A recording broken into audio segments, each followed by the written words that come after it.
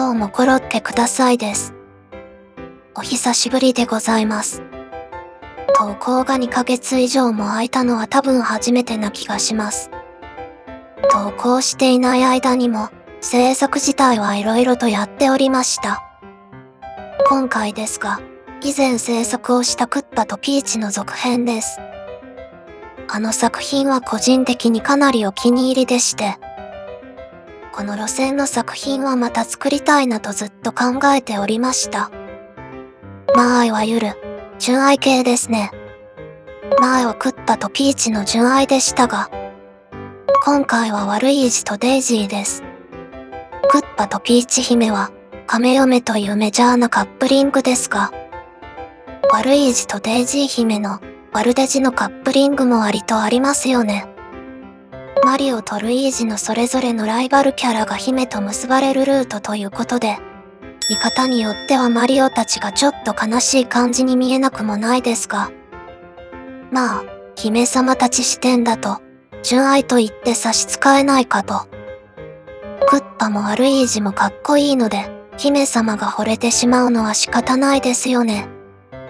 クッパの魅力については以前の動画で熱く語ってしまったので、今回は悪い意地について語りますが、まず見た目、手足が長くてめちゃくちゃスタイルがいい。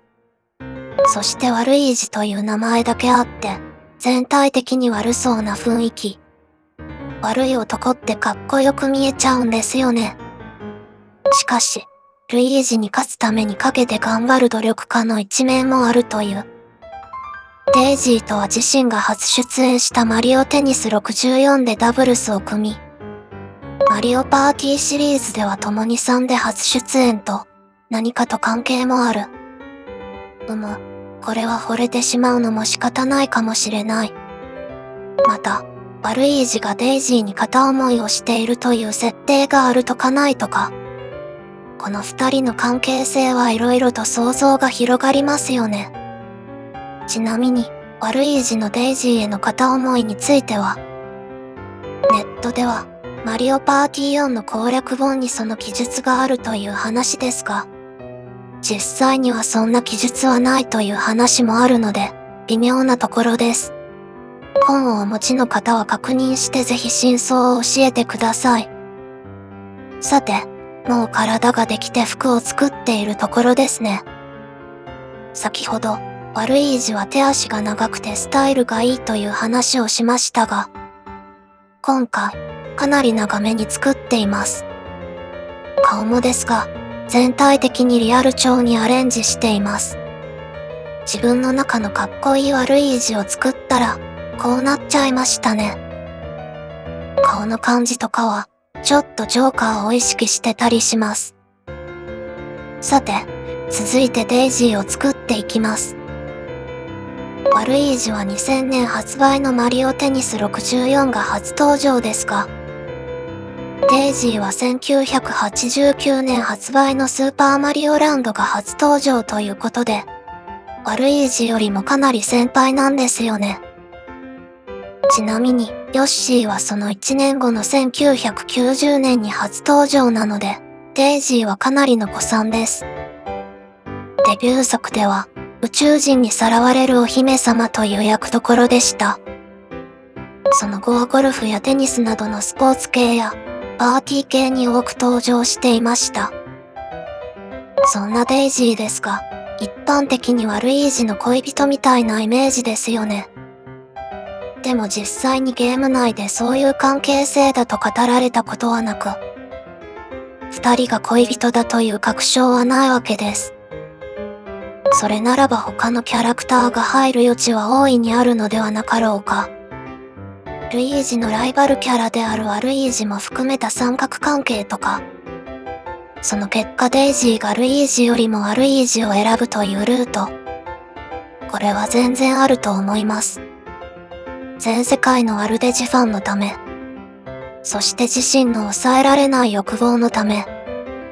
最高の悪デジフィギュアを作らねば。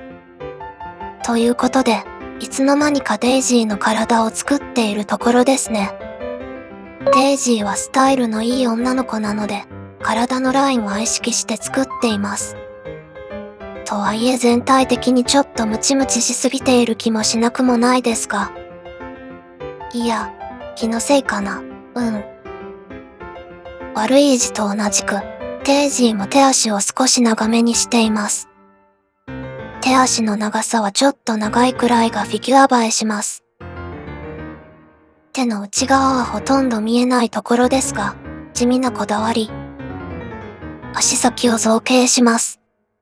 裸足じゃなければ割と楽。紐をつけていきます。紐が歪まないように少し引っ張るイメージで、髪の毛を作ります。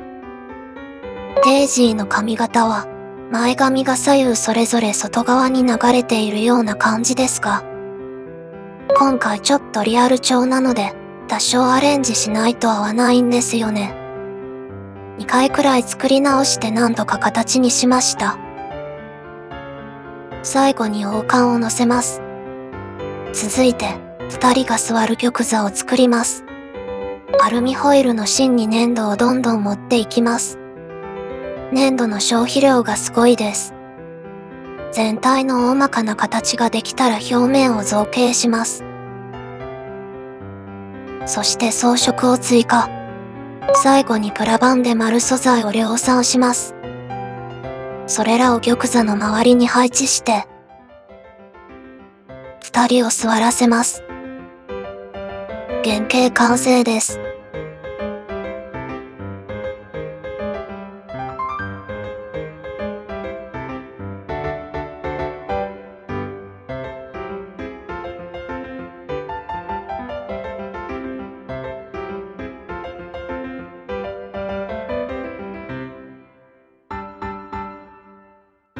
塗装です。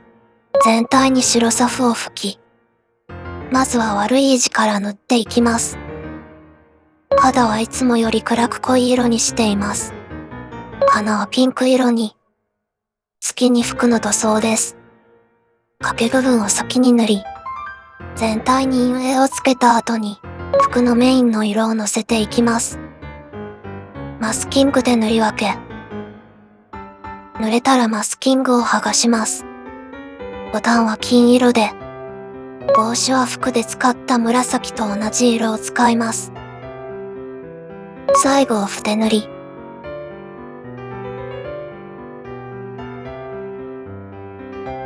続いてデイジーの塗装です。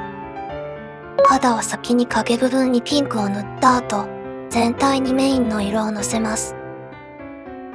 健康的な肌色になるように、マスキングで塗り分け、マスキングを剥がします。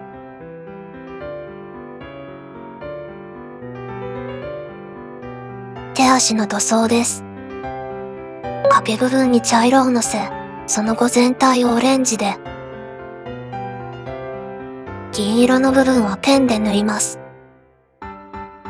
髪も先ほどと同じ流れで塗っていきます。影部分に茶色、その後全体をオレンジで塗ります。王冠も塗り、